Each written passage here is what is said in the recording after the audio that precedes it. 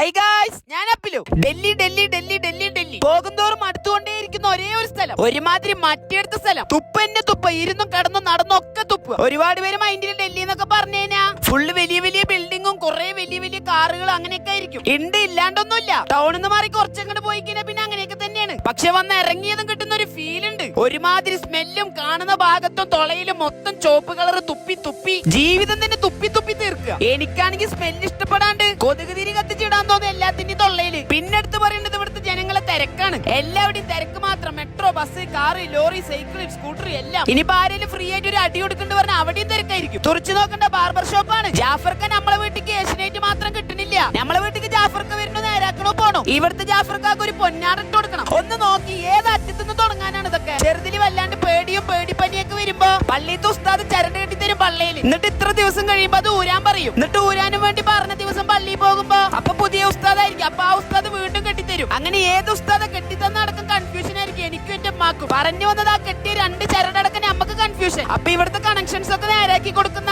മൂപ്പര് എന്തായാലും സമ്മതിക്കണം. പിന്നെ ഇവിടുത്തെ മറ്റൊരു ഫേമസ് ആണ് ജമാ മസ്ജിദ്. നമ്മളും പോയി ഇതിന്റെ മുകളിൽ നിന്ന് നോക്കിയപ്പോ കണ്ടൊരു വ്യൂ ആണ്. പുളിന്റെ ഇല പോലും വീഴാൻ പറ്റാത്ത കടുക് മണി പോലെ ഫുള്ള് ജനങ്ങൾ. അതിന്റെ ഇടയിൽ കൂടെ വണ്ടിയിൽ ഹോണോ അടിച്ച് പോണ മൂപ്പര് പേരാണ് തിക്കും തിരക്കി മച്ചാൻ. ആ തിരക്കിന്റെ ഇടയിൽ കൂടെ നമ്മൾ നേരെ പോയത് ഫുഡ് സ്ട്രീറ്റിക്കാണ്. ഇവിടെ വന്നപ്പോഴല്ലേ എല്ലാ വീഡിയോയിലും കാണുന്ന പള്ളിക്കാലൂത്താത്ത അറബി ബിലീസിനെ നമ്മൾ കണ്ടത്. തൊള്ള തുറന്ന നല്ല പച്ച മലയാളി തെറി മാത്രം. ഇയാളെ പറഞ്ഞിട്ട് കാര്യമില്ല, വന്ന മലയാളി പഠിപ്പിച്ചു കൊടുത്തതല്ലേ. അങ്ങനെ ആ ക്രെഡിറ്റും മലയാളിക്ക്. എന്നിരുന്നാലും വല്ലാത്ത തെറിയായി പോയി. കുടുംബത്തിൽ കയറ്റാൻ പറ്റൂല. കഴുത്തിൽ തൂക്കിയതൊക്കെ ഒന്ന് തൊടാൻ പോയപ്പോ റിയൽ ഗോൾഡ് ആണ്. പിന്നെ ഈ സെയിം കളർ ഞാൻ വരുമ്പോ കേരള എക്സ്പ്രസിന്റെ ബാത്റൂമിൽ ഒരുപാട് കണ്ടിട്ടുണ്ട്. വീഡിയോ എടുത്തില്ല, അല്ലെങ്കിൽ നിങ്ങൾക്കും കാണായിരുന്നു. തിരിച്ചു പോകുമ്പോ കാണിച്ചില്ല എന്തായാലും. അപ്പൊ സലാം.